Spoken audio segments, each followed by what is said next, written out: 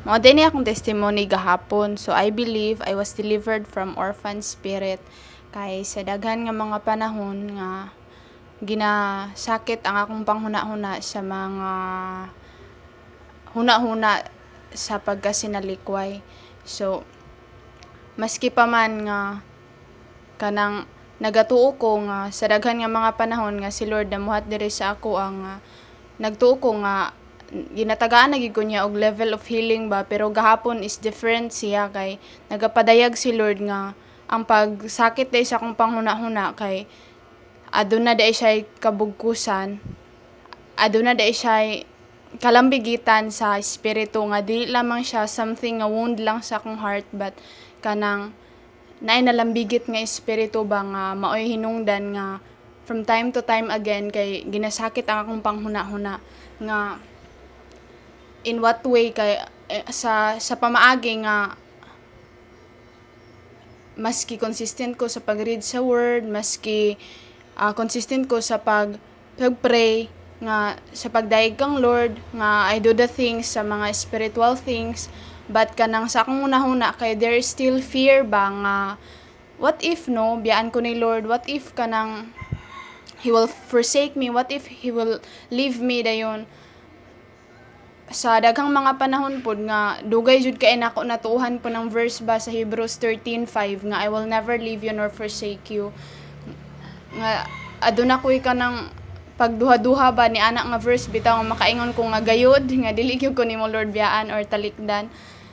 Dayon maski kanang I was doing the right thing na kay naagid gyapon ang pagtorment ba sa akong nahuna nga kanang mga panghuna-huna nga nagasakit sa ako nga what if biyaan ko ni Lord pag masayop ko ganon. Pero gagahapon kay nagapadayag si Lord ba nga naaday espiritu ni adto ba nga dili lang to something nga wound lang sa akong heart, but na espiritu nga nagasakit nako adto nga katong mga panghuna-huna kay gikan siya sa espiritu bitaw, sa daotang espiritu. So kanang kagahapon kay what happened kagahapon ba kay mabati jud kay nako nga after ko na delivered adto kay duol kay si Aba ba nga kanang nagapadayag sab siya kung asa tugikan ang root pod adto nga kanang pagkasinalikway bitaw nga sa ako palang papa nga sinalikway sab di siya, so napasa sab sa ako si papa sab sinalikway sab siya sa iya nga papa dayon from generation to generation siya nga napasa sa ako ba. So it is really kanang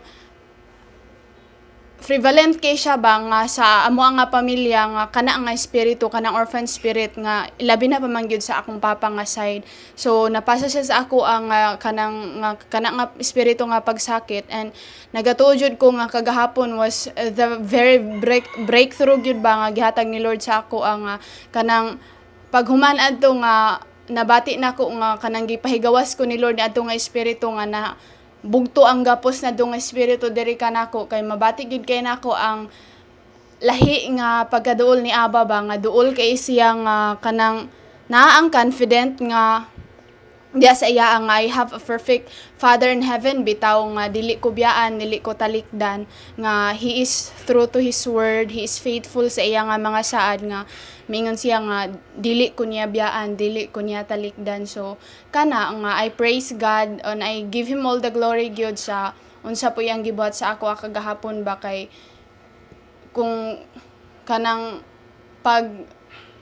dili katumadil nga espiritu kay dako yun kay siya kaguba sa ako pong paglakaw kauban ni Lord nga makaapekto ang akong paglantaw diha sa kanang kang Lord sa akong Abba Father kang sa amahan ba nga mapektuhan gyud nga imbis nga kanang